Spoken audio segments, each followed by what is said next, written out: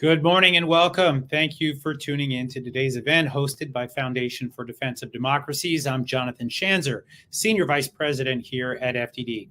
It's Wednesday, December 13th, and we're thrilled to be hosting a conversation on options and considerations for the future of Gaza after Israel's war to destroy Hamas.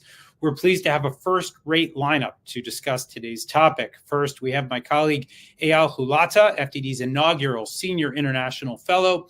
He previously served for 2 decades in Israeli national security roles and most recently as National Security Advisor and head of Israel's National Security Council under Prime Ministers Naftali Bennett and Yair Lapid. We also have my good friend Gaithal Omari, a senior fellow at the Washington Institute. He previously served as advisor to the negotiating team and held various other positions within the Palestinian Authority. Today's conversation will be moderated by Nahal Tusi, a first-rate reporter who serves as Foreign Affairs Senior Correspondent for Politico. She recently authored an article for Politico on how the Biden administration is planning for a post-war Gaza. I encourage all of our viewers to check that out. Before I hand the floor over, just a few words about FDD. For more than 20 years, FDD has operated as a fiercely independent, nonpartisan research institute exclusively focused on national security and foreign policy. As a point of pride and principle, we do not accept foreign government funding. Since Hamas's attacks on Israel on October 7th, FDD experts have produced more than 1,500 broadcast, print, and radio appearances and original research publications. To stay up to date on our real-time analysis, I encourage you to regularly check our website, fdd.org, and follow us on X at FDD. With that, Nahal, the floor is yours.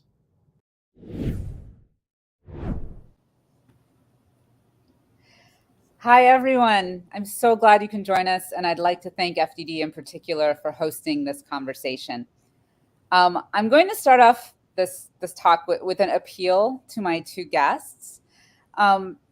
Ever since this war began, I have been battling feelings of anger and disappointment. So I need you each to tell me something that gives me some hope for the future when it comes to this seemingly intractable conflict. Eyal, do you want to start first? Well, you know, from Israeli perspective, this situation is really one of the worst we've known since the creation of Israel. I understand the need for optimism, and I promise to get there. But I think that having this conversation without recognizing how devastating October 7 was, and how traumatic it is for the Jewish people. To have this worst day of civilian casualties from the first existence of conception of Israel as a country. Israel did not plan this. Israel did not intend to be in this situation. Israel did not intend to start a war with Gaza, right? On the contrary, if we were planning to have a war with Gaza, it wouldn't look like this. October 7 wouldn't have happened and wouldn't have been surprised. So the fact that we found ourselves in such a situation, needing to respond overwhelmingly to prevent this from happening again, creates circumstances that are, of course, devastating all across. And I share those feelings, Nahal, and I'm sure that Gaith, from his perspective, will say that the same. I think what I should say to this is that we're all family. We're all cousins. We're all born in the same region, and this is the place we call home. I think each of us with his own stories, even though that we're now, all 3 of us, are in the United States and in DC for this point in time. And at least for me, this is very important. When this event happened, I was in the UAE. I was not in Israel, and I was not in the United States. And the evening before, on Friday, October 6th, I attended this wonderful dinner commemorating 3 years to the Abraham Accords. And, with prominent people, friends from the UAE, from the United States, and from Israel were all there. And we spoke about how wonderful the Middle East could be if we will continue this process, including the potential positive outcomes and that could happen to the Palestinian conflict coming from a good spirit from the Gulf and for those countries. I think that all of those are still valid. I think that all of those are still the same. I think that most of the friends in the region understand that extremism is fundamentally dangerous to the national security interests of all of those countries. And as long as we understand that, and as long as we remember that our shared values being realistic and pragmatic and preferring life over extremism. I think that as long as we have this in our heart, regardless of the countries we come from, there is a place for hope and there is a place for a better future. We'll just need to work towards that end. And remember that the bad guys must lose in order for us to be there living together in peace. Well, we're definitely going to talk a lot about that. Gaith, any words of optimism to get me off of my couch of despair? The short answer is no. No, look, I mean, I do share what Eyal said. I mean, what we're going through is one of the darkest moments. Certainly, October 7th was a devastating terror attack, and it can only be described as a terror attack. What we're seeing today in Gaza, and irrespective of issues of technicalities, is a human tragedy. It's very hard to think optimistically when you see that. Yet, I would say, from a policy point of view, I would say there are two things that actually strike me as potentially positive. One is the understanding that the Palestinian-Israeli issue just cannot be put aside. And I think there was a lot of thinking that, we can ignore it, we can use the regional as a replacement for the Palestinian-Israeli. I think this was, sadly, a tragic reminder that this is not possible. And at the same time, I actually fully agree with Eyal on the point that despite all of what's happening, I think when I talk to people in the region, to officials, the sense I get is that they want to get over this period. They want to deal with the day after, and we will talk about this, I'm sure, in greater detail. But they're still committed to a trajectory that builds on the Abraham Accords, builds on regional integration. So I think in many ways, there's an understanding after this that actually even a deeper understanding that terror should not be allowed to win, and if we don't go in that direction, it will win. I will conclude with again echoing what Eyal said. At the end of the day, Palestinians, Israelis are there to stay. This is their homelands, and we need to look for a way right now. Yes, an end to this conflict is not a possibility in the short term, but as we think about how to move forward, we have to keep that in mind. That how do we start putting the foundation for a process that will ultimately lead us to an end of this conflict? Well, I've done some reporting on this issue, especially on what the United States is thinking in terms of a day after scenario for Gaza.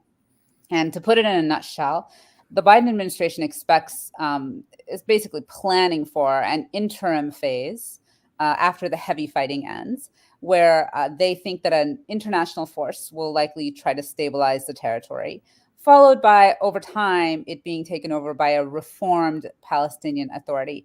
They like to use the word revitalized, but it's going to have to be way more than revitalized. But let's face it, none of this planning matters if the Israelis and the Palestinians are not on board.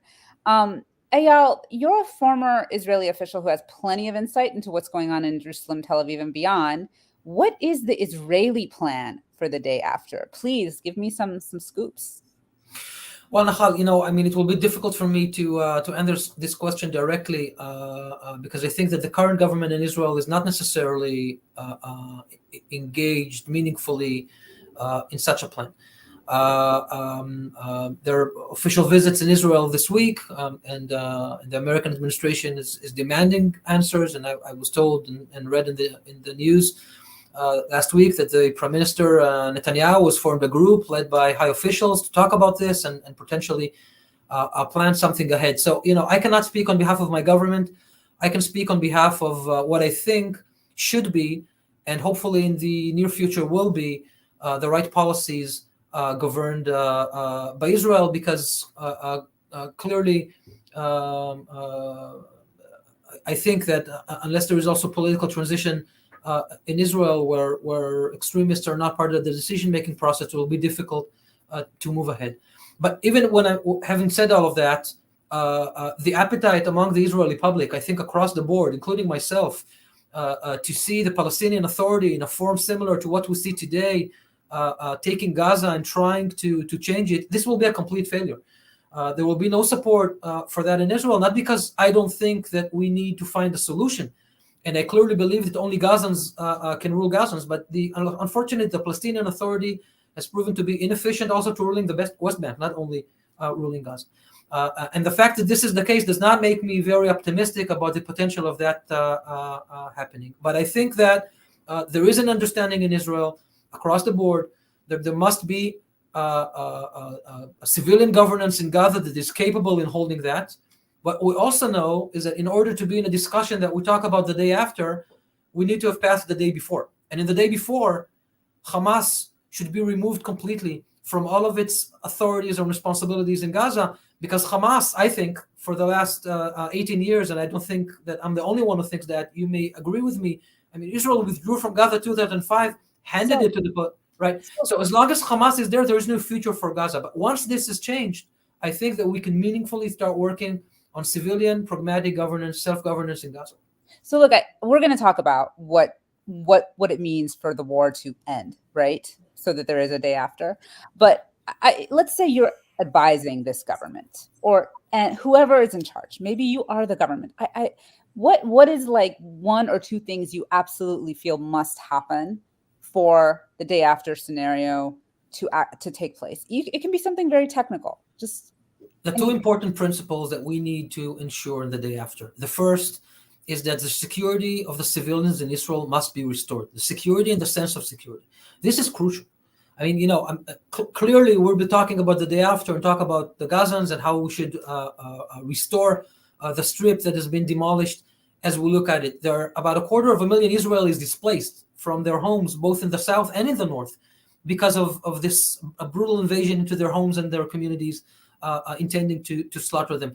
So the first principle, and I can be detailed, we will need a different security apparatus and mechanism that would allow those people to come back to their homes. And the second thing in parallel to that is that we will need a completely different set of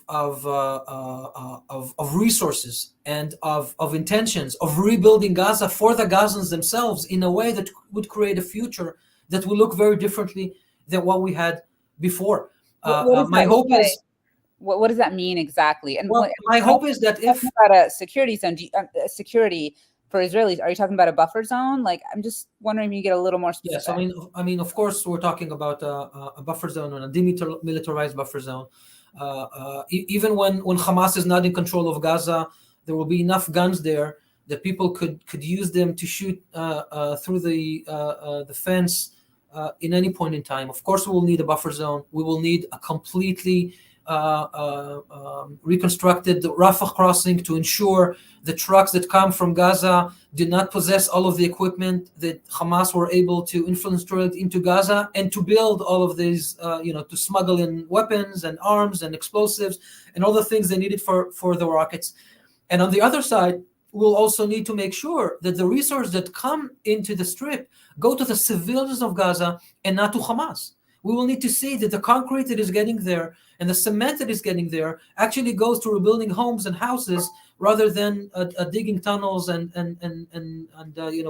putting all those concrete needed for them to sustain. I mean, I've followed this. We've seen this, and I have to tell you, as Israelis, we both wanted to ensure that Hamas does not use the resources from themselves because they're the enemy, but we also knew that as long as the Gazans live this way and oppressed by Hamas and the resources are deprived from them, this will erupt in a certain point in time. Unfortunately, erupted in the worst possible way.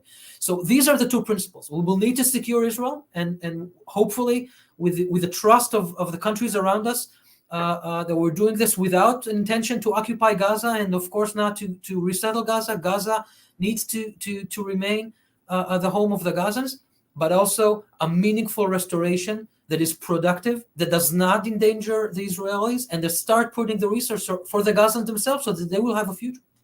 So this is very helpful. And although I think we can acknowledge that there will be questions about exactly where that buffer zone will be located, but that's a different discussion. Faith, what is the Palestinian point of view on this? And I know that's kind of a weird question to ask, because it's not like you represent all Palestinians or that AL represents all Israelis. I know that's difficult. But, we've heard the Palestinian Authority leadership say they're not going to go into Gaza on the back of an Israeli tank. It's kind of a mess. But I mean, what's your sense of what Palestinians wish to see in terms of a day after? I mean, maybe before I answer you, just maybe a couple of reactions to what Eyal said in terms of the Israelis. I mean, look, I mean, if I were advising the Israelis today, I would say first thing is do no harm. I feel today that the political statements coming from the Israeli government, from the prime minister, is foreclosing a lot of the possibilities, a lot of the avenues that we can have for the day after. Which statement is that? Can you? I mean, for example, when Bibi says, Benjamin Netanyahu, the prime minister, when he says no Palestinian Authority, this basically makes it very hard for Arab countries that want to frame their role in Gaza as a transitional role, ultimately for the Palestinians to rule themselves.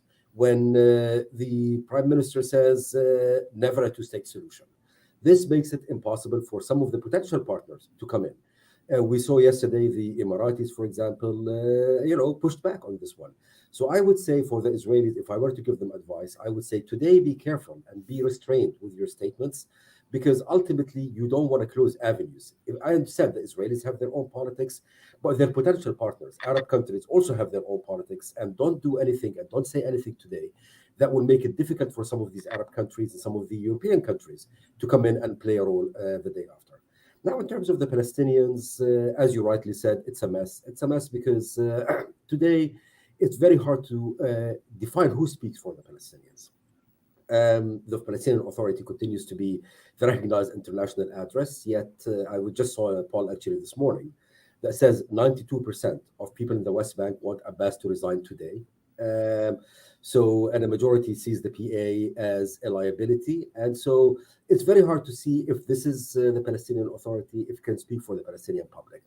Hamas is very popular today, yet we see its popularity in Gaza actually dipping. So it's very hard to say what they want. Today, basically, I would say that for most of the Palestinians, what they want today is for the fighting to end. And I think this is a very clear point. When it comes to the day after, the Palestinians are split.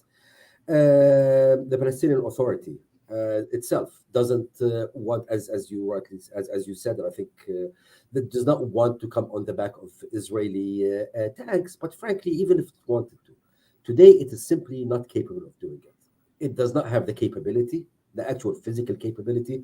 When we see today the PA is incapable of running, Nablus in the West Bank or Jenin in the West Bank. Do you want it to run Gaza, which is much more complicated? But more importantly, it lacks the political legitimacy to come in. Again, in the same poll, most Gazans would reject the Palestinian Authority coming in.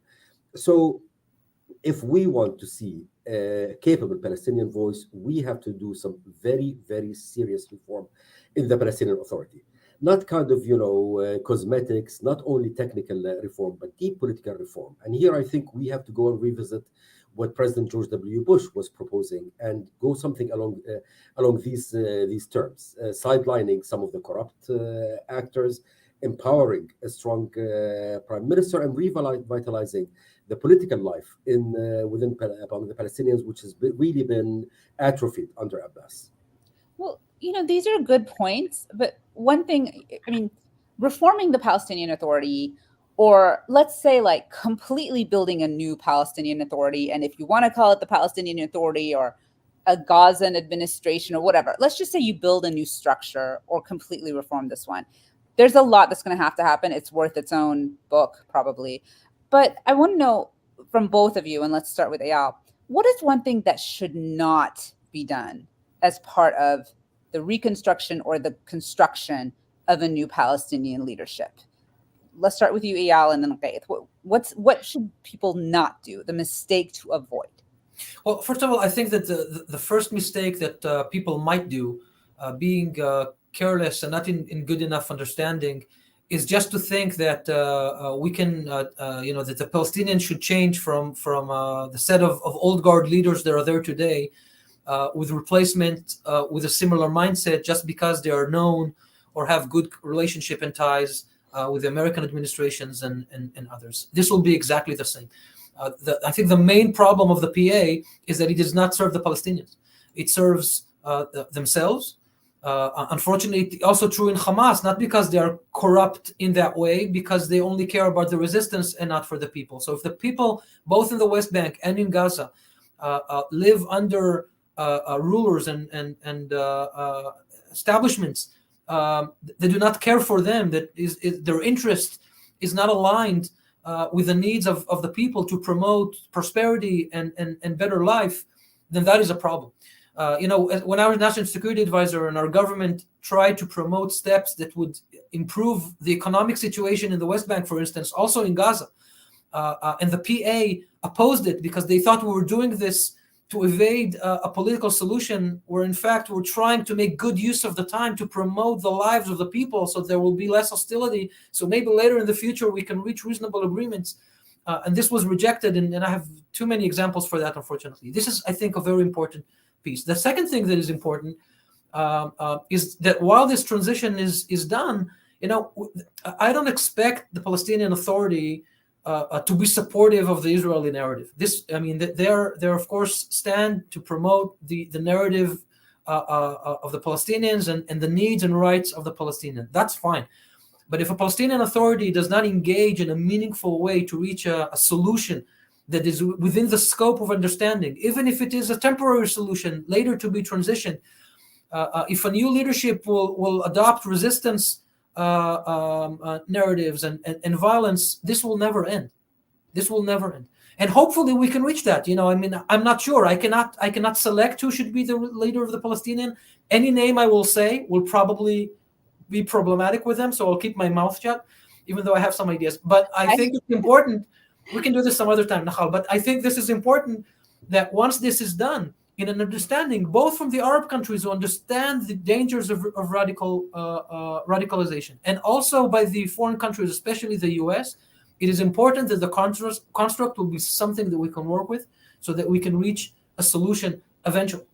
It seems like there's very much a consensus on every side that the leadership is just terrible all around and they all need to go. It's like that old saying, throw all the bums out, right? But who do you replace them with? Like people you can't name, because if you name them, they might be tarred. I mean, what are we going to have? Like our first artificial intelligence-led authority? I don't know. Ghaith, I'm sorry. What is something that should not be done as part of the reformation or replacement or whatever of the Palestinian leadership? Look, first of all, I think it's what should not be done is to say that we need a new leadership for Gaza. I think we need to have a more integrated approach that understands you need to have a national Palestinian leadership, because both for political reasons, but also for actually practical reasons. So that's one. Have an integrated approach that deals with both the West Bank and Gaza in terms of joining the institutions. Two, and here I agree with Eyal that it is not up to us to pick names. Not only because it will discredit them, simply because it's just not, it doesn't work that way. I believe what we need to do is to insist on having structural reform in the Palestinian Authority and allow leaders to emerge through that process. To my mind, it was very, when former reformist Prime Minister Salam Fayyad was Prime Minister, one thing that I found most fascinating in all of this, we all knew that Fayyad was a very capable individual. What was surprising to me is how many people, and I was a Palestinian official at that point, who, I wouldn't kind of look at twice before that, suddenly started emerging and asserting themselves. There's plenty of talent there. Push for reform and allow this talent to emerge. So that's number two. Number three, do not ask a new leadership to do impossible things. Meaning, I was talking to someone yesterday and they were saying, oh, the new Palestinian leadership should start by ending the pay for slay policy. Ain't gonna happen. It's a very politically difficult thing. So make sure that you do not ask the new leadership, which by its very nature will be shaky, will be trying to consolidate. Do not start by asking for impossible things, for heavy lifts. Let's start focusing on things that matter on a day-to-day basis, whether it is clean governance, whether it is security, whether it's maintaining security coordination. Sometimes, we make the perfect the enemy of the good, and let's be modest, realistic, but at the same time, tackling some, I think, of the important issues that relate directly to the stability, whether in the West Bank or Gaza. So I understand what you're saying about politically difficult choices, especially early on, but I do want to make the point that being a leader requires making politically difficult choices. Otherwise, anybody could be a leader. So it's an important question to ask, but I think sequencing is a good point. I want to ask a quick question about the interim force. There's, all sorts of stuff floating out there. Turkish troops, American troops. some sort of Arab-led force. This is before we'd have like a PA or whatever led ultimate authority, and after the heavy fighting. I mean, this is kind of how it's being defined, if not very well. My sense, to be really honest, is it's just going to be Israel. I just want to know quickly, what do you guys think about that? Eyal, your turn. Well, I think this is one of the most complicated questions at this point, if not the most. And quite frankly, I've been thinking about day after strategy for several weeks now, and been talking to many people and many factions. I think this is the problem that everybody recognizes, but they don't have a solution. I don't think that we should expect foreign countries to come and police in Gaza. Some of the the Americans will never do this, nor will Israel ask them to. And the Turks, Israel, definitely don't want a Turk armed men on our borders, especially not after the way Erdogan supported Hamas and called Israel a terror organization. Which, just mind blowing to think that we were in the process of trying to normalize our relationship with Turkey. But that's for a different podcast, perhaps. I think that ultimately there could be an arrangement where the Arab countries in the region, take upon this role.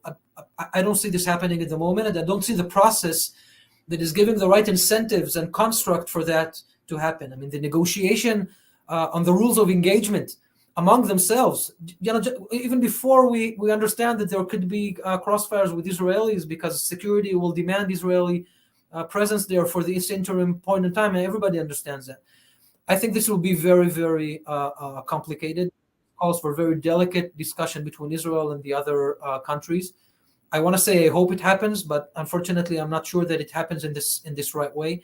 And this, indeed, I think, Nahal, you're touching on the most problematic issue at this hand regarding this. And then you reach a conclusion that there is no other choice. It's Israel. That's my worry. That if there is no other choice, it will be Israel. And the Gazans won't accept this. Of course, why would they? And Israel does not need to get back into this, because truly we do not want to reoccupy Gaza. We shouldn't want to reoccupy Gaza. But if we start policing ourselves, that's as close as it can get. So I am worried about that option. Hopefully we'll reach a solution.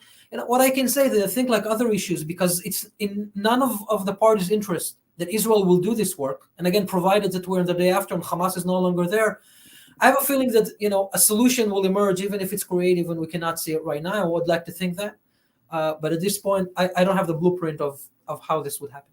So one thing I'm hearing, and again, I really don't know enough about this, but I am hearing that there's some talk floating out there about something similar to the multinational force and observers in the Sinai that might be under consideration. I just want to throw that out there, but I want to stress also that I don't know enough about it, but I think it's, worth chasing, which means I probably should chase it further.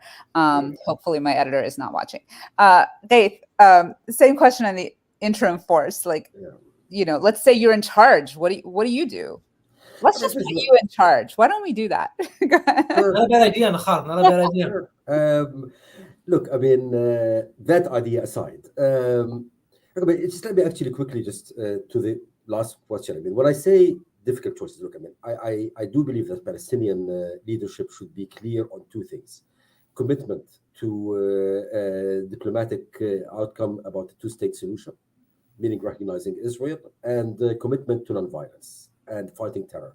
These are the basics. But what I was trying to say is, don't expect a new government to solve everything on day one, but rather let's prioritize. Look, here in terms of the international force, I think Israel has to make some trade-off and has to make its own decisions. At the end of the day, no force will come if Israel continues to insist that it will have indefinite security control over Gaza. No force will come and be seen either as collaborators with Israel or as it put itself in a situation where it will confront Israel. And I had this conversation with some Arab officials, and that's exactly what they said. They said, if you want us to play a role, even talk about playing a role, First of all, Israel have to get put the right kind of diplomatic framing. Again, two-state solution, transitional period until we get the Palestinian Authority. And two, we have to have security control. This is almost impossible to imagine because for the reasons that Eyal mentioned, Israel feels that it needs to take security in its own hands. So ultimately, Israel, I believe, will end up having to be in charge from a security point of view for an interim period. However, things don't stop here because it's very hard for me as well to imagine Israel having security control and some other countries, Arab or otherwise, to come and say, okay, Israel does the security and we will come and deal with the civilian governance.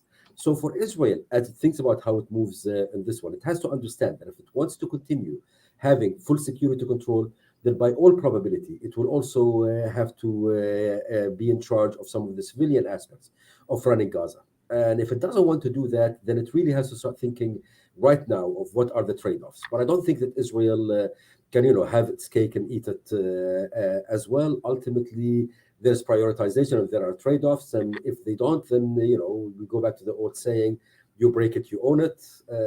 And this is, I think, the trajectory that we are heading towards. So we do not have an answer on this question. I did not expect one, but I thought it would be foolish not to ask it. So I'm going to ask you a question that I'm sure you'll easily be able to answer. And Eyal, let's go with you because you brought it up earlier. When will we know that the war is over? Yeah, so I think that's important because clearly it is understandable and also recognized by the countries in the region that Hamas should stop ruling Gaza. But then comes the question: when do we know that they don't control Gaza, right? Especially because Israel will not pursue them till the last terrorists and the last gun. I can tell you what are the necessary conditions and then maybe give an idea on how we will know.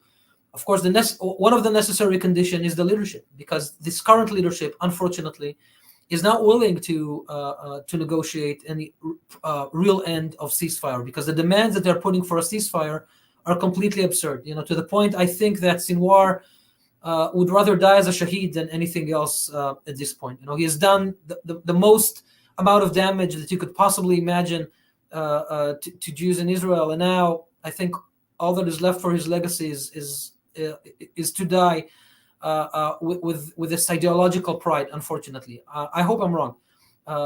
If I'm wrong, then we will know, because there will be attempts to negotiate the continuation of the release of hostages. But this isn't the case. So the leadership is one thing. Either they agree to meaningful terms of ceasefire, releasing all of the hostages, including the soldiers, all of them together, to relinquish power, because this is also something that the Arab countries around are saying, not only Israel and the United States. I don't see that happening, but this is point number one. Point number two has to do with the ability to call the shots in Gaza, and for that I have an understanding of how things will happen. And Noath, I'd be happy to hear also your view on this. I was National Security Advisor, and we were negotiating the terms for a ceasefire in Rise of Dawn. It was only with Palestinian Islamic Jihad. Hamas did not participate in that, and of course the Egyptians played a crucial role. And I knew that when the Egyptian picked up the phone and they spoke on the other side, either Sinwar or someone on their behalf, the Egyptian could tell them what they think, but Hamas told them what they will do. And that will be a change when the Egyptians call and someone picks up the phone on the other side, and the Egyptians are capable of telling them, look, do you want to live or do you want to die? If you want to live, you better start doing as we say. Not because the Egyptians will kill them, because the situation will be in such a place. Egypt did not have this role, this leverage, this ability to affect what's happening in Gaza. I think since Hamas took over, definitely deteriorated over time. And this will be an interesting matrix, because I think the Egyptians know this. And I think that if we put the rhetoric aside, when President Sisi in his own tweet said that in his vision, Gaza Strip needs to be demilitarized, and he did not say that in English or in Hebrew, he said that in Arabic to his own people. Of course, he said that this needs to be married to a solution and the political solution. Yeah, fine. But he knows the danger of Hamas also for the national security of Egypt. So I think these are the kind of things we need to look for. For Israel perspective, it won't be enough just to get the leaders. We will need to have all of the hostages back.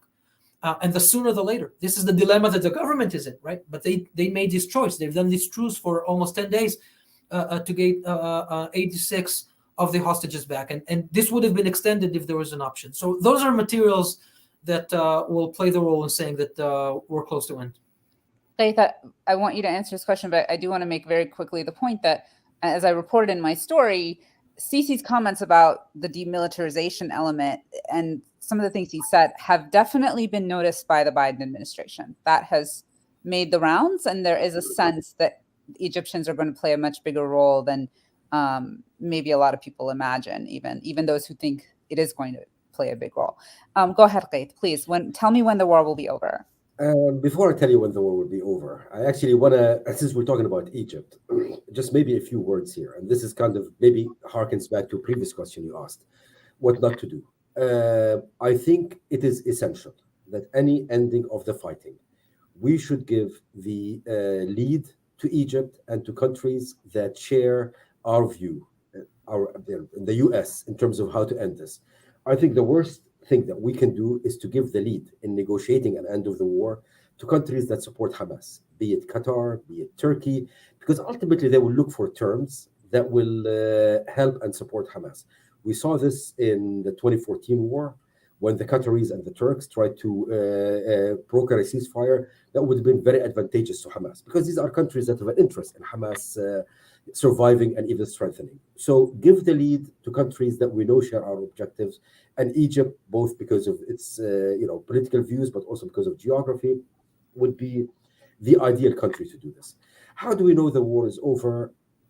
I believe this war, first of all, I think we have to differentiate, because we will at some point see a ceasefire. And it's very important to look at the terms of the ceasefire and ensure, and to me, when I read the terms of the ceasefire, that tells me if the war is, if Hamas won or not, because you look at the terms. If Hamas finds itself capable of negotiating a ceasefire that even gives it an iota of an advantage, then we know that the war did not end in the way that it was supposed to end. But keep in mind that this is a war that will not end when a ceasefire is going to be signed.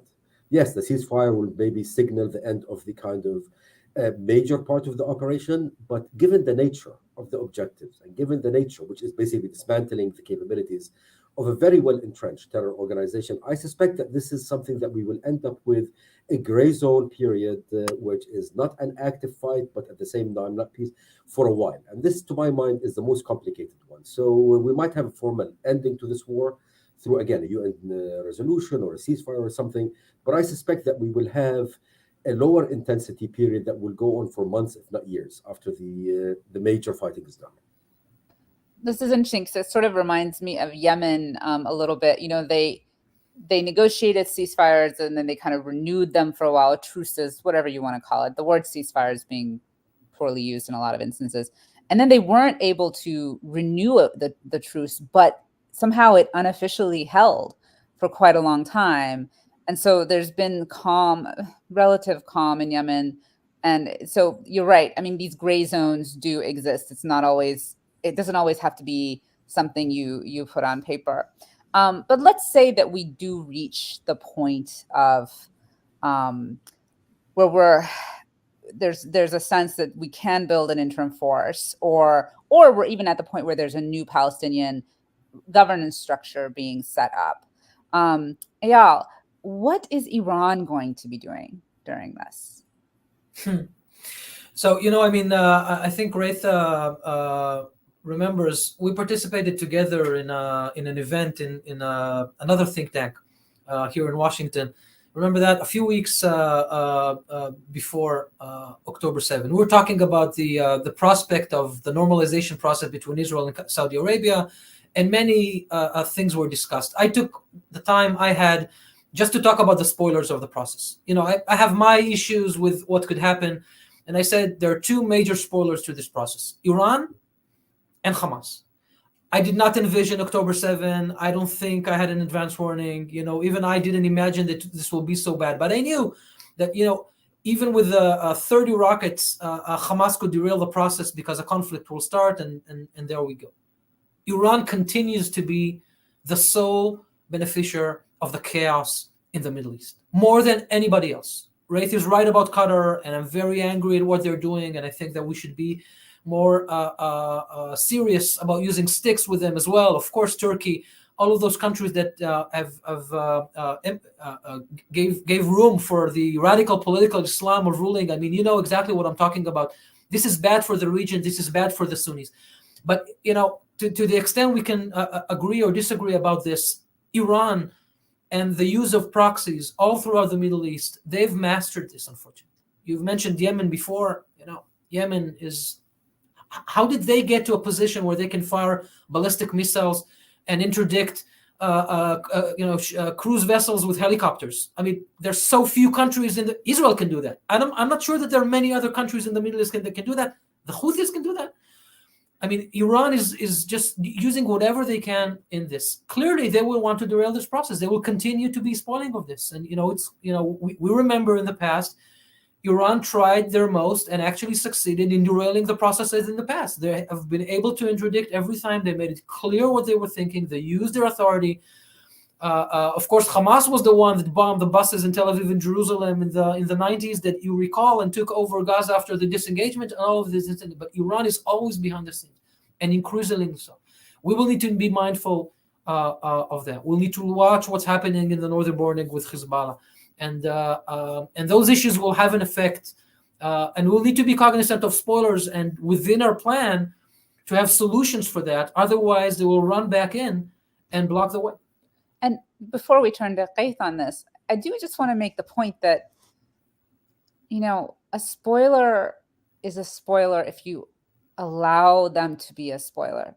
I know that sounds a little bit odd, but if every time they do something, it works and it spoils things, and you can't make the hard decisions on either side to press ahead, then the spoiler. Well, Michal, I mean, I would want to agree with you, but we need to look at the facts. 1,400 people slaughtered is quite a big spoiling, right? Yeah. The number of buses that Hamas exploded in the 90s in the streets of Jerusalem, Tel Aviv, and other places, at the beginning, the prime minister at the time, the late Rabin, thought, well, let's not let them spoil the process and continue. This ended up in a sequence of events that eventually cost his own life. Sorry, guys. My editor is calling me. I guess he is watching the show. Oh my gosh, maybe she's watching. But no, look, I take your point. I mean, I would want to say that we need to be always, resilient to minor spoiling processes. But this is beyond imagination. I mean, what we've seen here, right, is off the charts. But I do want to agree with you. But we need to know, I think when Iran wants to spoil something, they don't play around. They won't do something that is, if they do something and we don't respond, they will do something more, because eventually they want to stop the process. So I'm not fond in letting those small problems become bigger before we address them. But I don't want to use this as an excuse. It's important for me to tell you and the audience about this. We will need, we will need to be strong if we want to have a better future in the region. It's true about Israel. It's true about the Palestinians. Definitely true about the countries around. And Qaith, I'm going to let you talk about this while I send a note to my editor. Yep, here we go. I mean, look, the only thing I have to add to what Eyal said is that, and I agree, Iran is a country that thrives on chaos and instability. This is how they project power, and this is what makes them kind of structurally a very problematic actor, and one that one cannot do business with, because they don't share the same paradigm, I think, that some of the other countries share. I would only add, not only do they thrive on chaos, they try to create chaos. I mean, one thing that worries me as I look around the region during this period is to look at Iran actually trying to destabilize a country like Jordan. And they are trying to destabilize it, both in terms of messaging, but also in practical terms, whether getting their Iraqi militias to camp on the Jordanian-Iraqi borders, increasing the weapon and drug smuggling from Syria, also done by the Iranian proxies. So Iran is a country that will do everything to benefit from this. How do you deal with this? I believe you have to deal with it in two ways. First of all, we do need to have a muscular approach to Iran. If Iran hits us or our allies, we have to respond. I mean, to my mind, it baffles the mind that the Iranians and their proxies are attacking U.S. forces on an almost daily basis. I think a daily basis, and our response has yet been. And sometimes we've responded, but not certainly of the same magnitude that they're doing it. And as Iyad rightly said, the Iranians, if they think they smell weakness, they will push. So that's kind of one element. We have to think in terms of how do you respond. But I think maybe related to your question, Nahal, earlier, in terms of, yes, we do know spoilers will spoil. The question is, how do you react to it? And I can tell you from my experience when I was a PA official, Hamas would attack Israel. And that was in the late 90s, early 2000s. And the Israelis will retaliate against the Palestinian Authority. This kind of approach even actually makes it more attractive for any spoiler to come and say, look, I'm going to do the spoiling and my opponent's going to get hit. So why not? So I think we have to think really more exhaustively in ways of how do we make sure that the response to spoilers is done in a certain way that does not weaken potential allies, but rather done in a way that actually directly hurts the spoilers, and not only the spoilers, but actually their backers. At the end of the day, we've seen many instances in the past.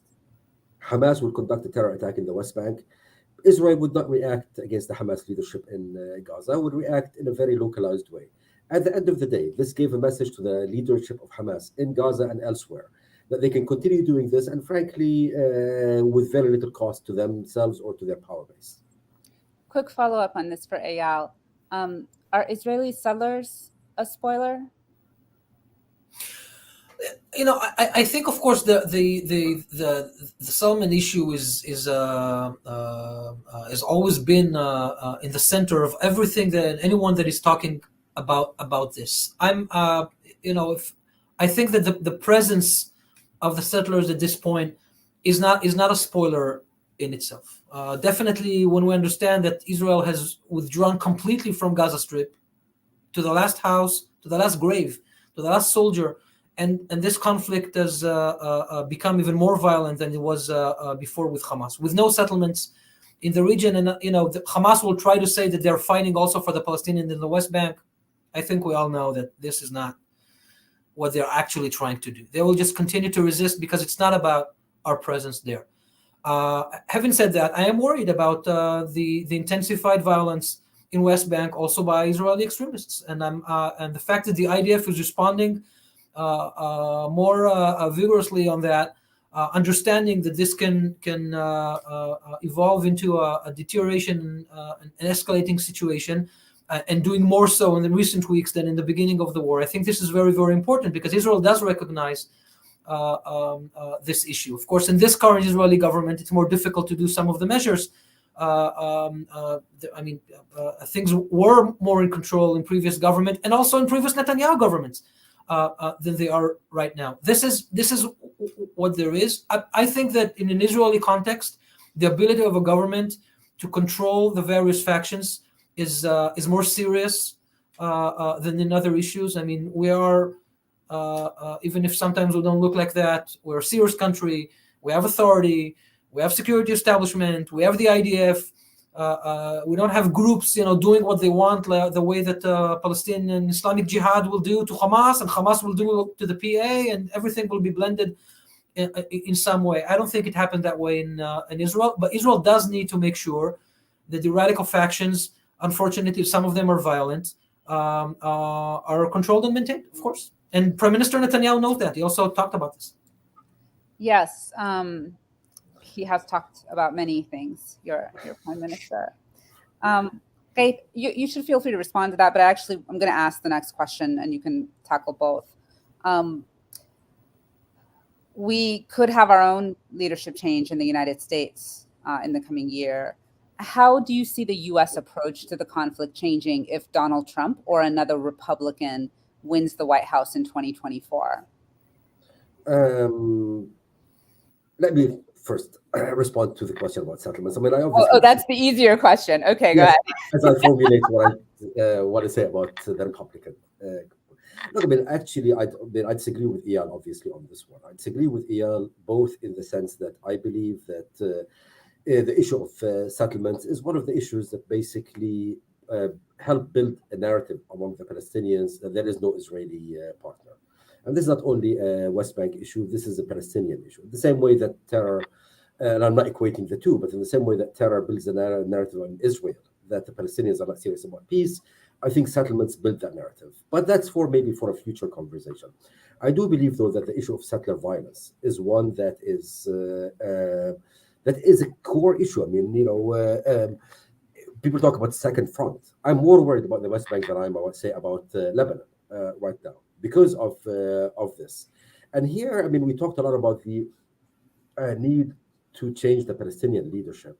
I think we also need to start talking about what is the future in Israel, because when you have a government, when you have members of a government who give political legitimacy to a lot of these violent actors, and yes, not all settlers are violent, but yet there is a violent fringe, and you have cabinet ministers, be it Ben-Gvir, Smotrich, and others, who basically are saying, this is okay. Then we have a serious problem here, and I don't see how we can do business with a government like this.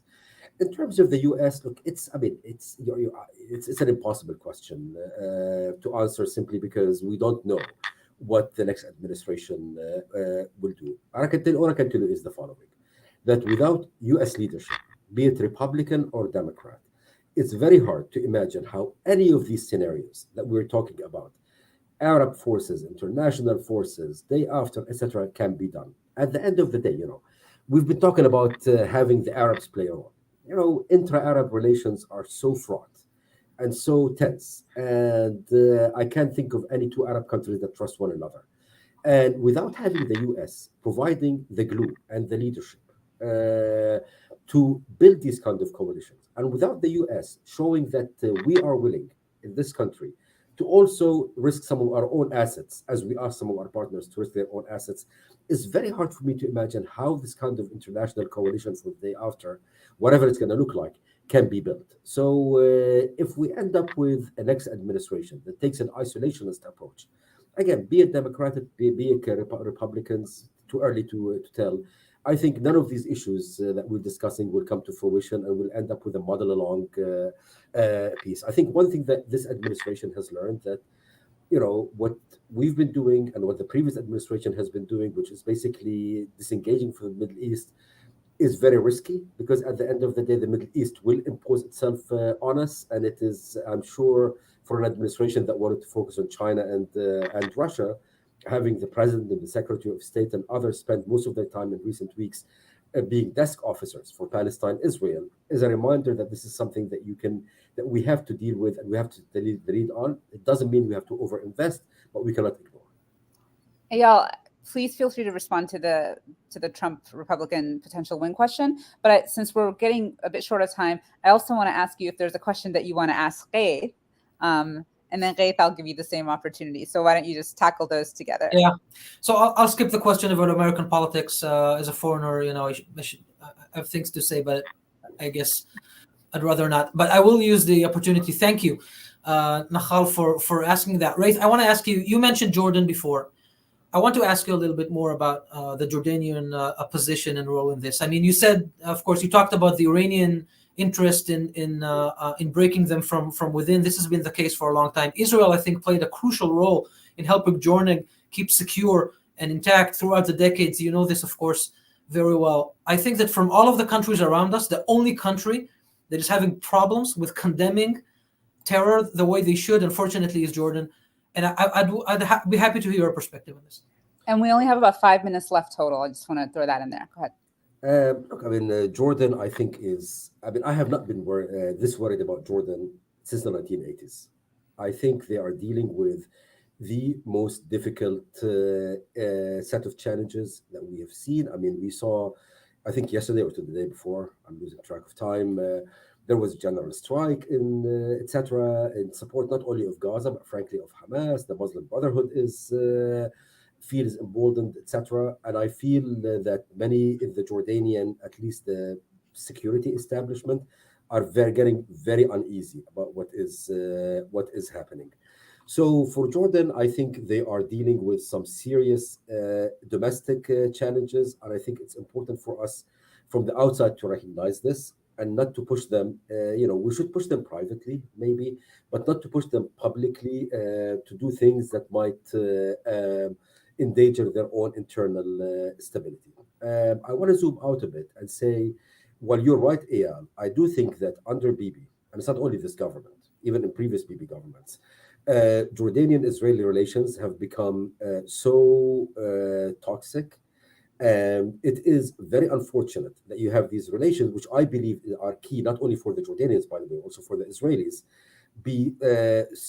just being maintained only by the security establishments, simply because there's zero trust on the political level between the king and Bibi. The Jordanians believe that Bibi is out there to get them.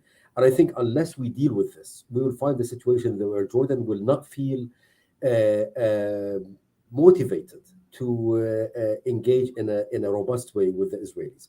But for now, I would say with the Jordanians, just this is not the time for posturing. This is the time to actually have a private conversation to understand their concerns and see where they can move and where they cannot move, and take the lead from them. At this moment, this is a very crucial time for Jordan. And what's your question for Eyal? And you'll have about 2 minutes, Eyal. Go ahead. My question actually relates to a point that I mentioned a bit earlier. I mean, do you see any way in which the current Israeli government is capable of engaging in some of these key points that are required, in my opinion, to get the Arabs and others engaged? Can we see any way that this Israeli government can say, yes, we want a unified Palestinian leadership to ultimately rule Gaza, and we want this to be part of ultimately reaching a two-state solution? Is this any way that this can happen, or do we have to wait for a day after, not Gaza, but rather after Bibi and company? Look, I think that to be truthful, the prospect of this government to resolve the strategic problem that Israel is facing is very slim. I mean, I think 2023 turns out to be one of the worst years in Israel's history, and that was true before October 7th, let alone after October 7th. And I won't dwell much into that and into our politics, but I think that the current government in Israel is not capable in constructing something meaningful to the future. But I do want to say that I think that also in a new government in Israel, some of the things that have been said will be difficult to implement. I think it is important to use this time to say that the sentiment in the Israeli street in general, we've moved back a lot in the trust that Israelis can give in neighbors. I wouldn't say that overwhelmingly on the Arabs, but specifically on the conflict with the Palestinians, specifically with the Gazans.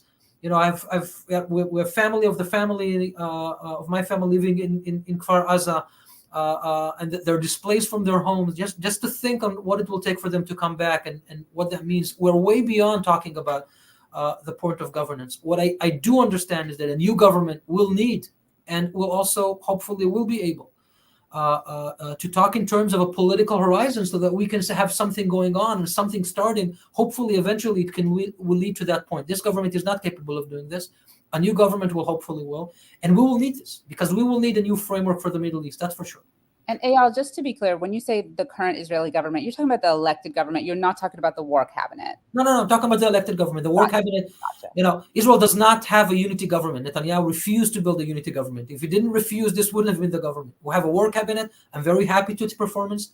I think that the two very serious people, Benny Gantz and Gadi Eisenkot, are doing a crucial role. The fact that Benny Gantz lost his son during this war says a lot about the way that this has been playing out. No, I was talking about the government of Israel, the elected government of Israel. Yes, it's certainly definitely. Listen, we're almost out of time. I do just want to make one point before we go, because this was really wonderful. I have so many other questions, but I'm not sure I like the term political horizon. A horizon is something you can never really reach. I understand the idea of hope and it's something to shoot for, but horizon, I don't know. Thanks, everybody. I really, really appreciate this. This was a really great conversation. Let's do it again sometime. Well, thank you so much. Thank you so much.